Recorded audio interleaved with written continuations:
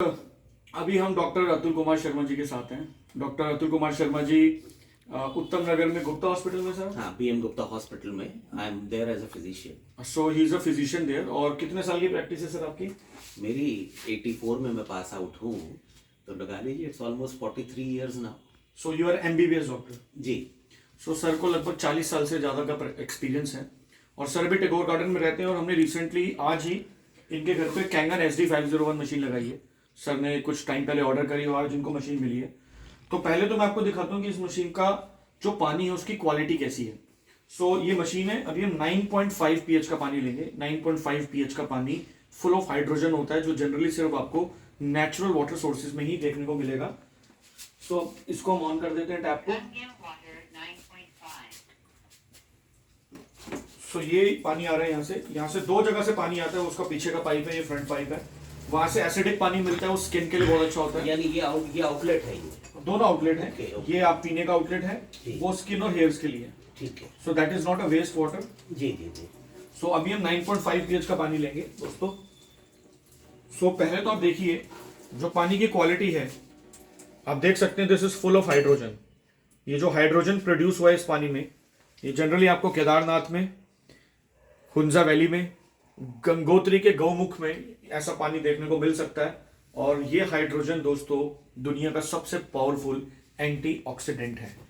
सो अभी मैं इस ग्लास को यहाँ रख देता हूँ। लेकिन सबसे बड़ा सवाल ये कि क्योंकि सर एमबीबीएस डॉक्टर हैं, 40 साल की प्रैक्टिस है, बहुत सारे लोग डॉक्टरों से पूछते हैं कि हम इस मशीन को क्यों लें। तो हम डॉक्टर से ही पूछ लेते हैं कि डॉक्टर साहब आपने इस मशीन को क्यों परचेज किया? देखिए, इसको मैं एक इन्वेस्टमेंट फॉर लाइफ मानता हूँ। मोस्ट इम्पॉर्टेंट चीज़ यहाँ ये आती है कि अगर हमने एक प्रिवेंटिव केयर के लिए, प्रिवेंटिव जिसे बोलते हैं मीन्स के तौर पे, अगर हम इसे घर पे लगाते हैं, क्यूरेटिव एस्पेक्ट बाद में आता है, प्रिवेंटिव पहले आता है। अगर हम बीमारी को आने ही नहीं देना चाहते हैं तो अल्टीमेटली अल्कलाइन वाटर जो होता है, it is a must for all of us. और सबसे बड़ी बात कहाँ आती है, हमारी बॉडी में एसिडिटी, इन्फ्लेमेशन। ये स्टार्ट ही हमेशा ही एसिडिक चीज़ों से होती है, जिनमें हमारा पानी सबसे बड़ा कल्प्रिट है। Okay. हम किसी भी, आप डाइटिशियन के पास चले जाएं, किसी भी आप फिजिशियन के पास चले जाएं, सर्जन के पास चले जाएं, वो कभी आपको ये नहीं कहेगा कि आप अपने पानी को चेंज करें, क्योंकि पानी ही वो चीज़ है नेक्स्ट टू एयर जो हम सबसे ज़्यादा कंज्यूम करते हैं। राइट। सो क्योंकि ये पानी एंटीऑक्सीडेंट है, इसका ORP oxidation reduction potential negative है, जी। जो एक एंटीऑक्सीडेंट का काम करता है। तो एज अ डॉक्टर इसका क्या फायदा हो सकता है कि आपको क्या लगता है कि अगर हम नेगेटिव ORP का पानी पीते हैं जिसमें एंटीऑक्सीडेंट्स प्रॉपर्टीज हैं, ऑक्सीडेशन को कम करने की, तो बॉडी में वो क्या हेल्प कर सकते हैं सरल भाषा में अगर आप बताएं? देखिए, एंटीऑक्सीडेंट्स जो है वो बेसिकली जो है हमारी बॉडी में, देखिए ऑक्सीडेशन ज़रूरी है, ऑक्सीडाइजिंग रेडिकल्स चाहिए होती हैं, but only to a certain level. Okay. क्योंकि बॉडी में जितने भी केमिकल रिएक्शंस हैं वो दो ही तरह के हैं, ऑक्सीडेशन एंड रिडक्शन। तो oxidation and reduction they both have to go hand in hand.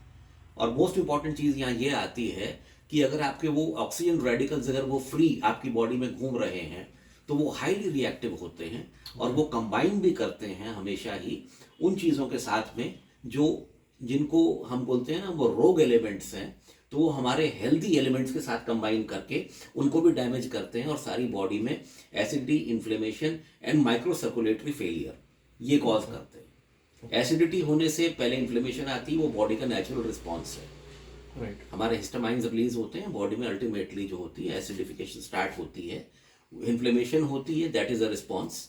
उसके बाद में सबसे बड़ी प्रॉब्लम कहाँ आती है, माइक्रो सर्कुलेटरी फेलियर स्टार्ट होता है। यानी हमारी ब्लड वेसल्स जहाँ जहाँ ब्लड सप्लाई कर रही हैं, वो इन्फ्लेमेशन के कारण उनकी जो माइक्रो ब्रांचेस होती हैं ब्लड वेसल्स की, वो वहाँ फेल होना शुरू हो जाती हैं। तो ओवरऑल एक तरह से माइक्रो सर्कुलेटरी इनसफिशिएंसी पहले पैदा होती है, फेलियर बाद में पैदा होता है। उसी से डायबिटीज़ वगैरह, ऑटो इम्यून डिसऑर्डर्स और तरह की भी बीमारियां, ये सब उन्हीं से पैदा होती हैं।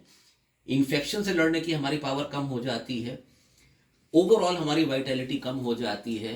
और सबसे बड़ी प्रॉब्लम कहाँ ये खड़ी होती है, जब कभी भी ये चेंजेस अंदर बॉडी में होते हैं, इनके सिम्टम्स नहीं आते हैं। डॉक्टर्स टेस्ट कराते हैं हमेशा ब्लड के जरिए, ब्लड में चेंजेस बहुत बाद में आते हैं। अच्छा, जब तक it is usually too late, मतलब जब तक पता लगेगा तब तक बहुत लेट हो बहुत लेट हो चुका होता है। तो हम ये कहते हैं कि अगर आपको टिश्यू लेवल पे, इंटरस्टिशियल लेवल पे, एक्स्ट्रास्टिशियल लेवल पे, ऊपर टिश्यूज एंड ऑर्गन्स के लेवल पे अपने आप को प्रॉपरली आप पहले ही करेक्ट कर ले, तो you will no doubt live long. बीमारियां जो आएंगी वो कम आएंगी, और सबसे बड़ी बात है अगर आएगी भी तो वो आपको ज़्यादा एफ्लिक्ट नहीं करेगी, सफरिंग भी मिनिमाइज हो जाएगी, plus you will be cured easily. अच्छा, एक लास्ट सवाल डॉक्टर साहब, जैसे बहुत सारे लोग बोलते हैं कि पानी को एल्कलाइन होने की जरूरत ही नहीं है, हमारी बॉडी एसिडिक होती है क्योंकि जब खाना डाइजेस्ट होता है तो हमारा जो स्टमक है वो हाइपोक्लोरस एसिड या HCl, हाइड्रोक्लोरिक एसिड प्रोड्यूस करता है, हाँ, तो खाने को डाइजेस्ट करने के लिए। वो तो देखिए हमारे पेट की जो गैस्ट्रिक लाइनिंग होती है, म्यूकोजल लाइनिंग होती है, उसका एक प्रोसेस होता है कि जैसे ही हमको भूख लगती है तो हमारा लिवर में जो गॉल ब्लैडर है वो बाइल रिलीज करता है स्टमक में और इंटेस्टाइन में। वो बाइल रिलीज होते के साथ ही हमारे स्टमक के सेल्स को सिग्नल मिलता है एंट्रोकाइनेज बनाने का। अच्छा, वो एंट्रोकाइनेज जो है वो HCl के सिक्रेशन को इनिशिएट करता है।